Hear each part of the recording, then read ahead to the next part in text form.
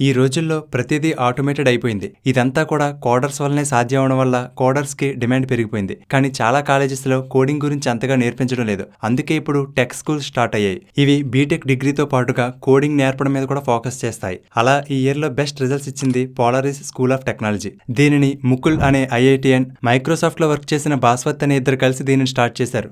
బెంగుళూరులో ఉండే ఈ టెక్ స్కూల్‌లో 5,000 గంటలు కోడింగ్ మీద స్పెండ్ చేస్తారు. అలాగే ఫస్ట్ ఇయర్‌లోనే 11+ లాంగ్వేజెస్‌ని నేర్చుకుంటారు. ఇండస్ట్రీ ఫస్ట్ SGDL మోడల్ని ఫాలో అవుతూ ఎటువంటి ఫిల్లర్ సబ్జెక్ట్స్ కానీ అవుట్డేటెడ్ టెక్స్ట్ బుక్స్ కానీ లేకుండా న్యూ టెక్నాలజికల్ ట్రెండ్స్ని నేర్చుకోవడం జరుగుతుంది.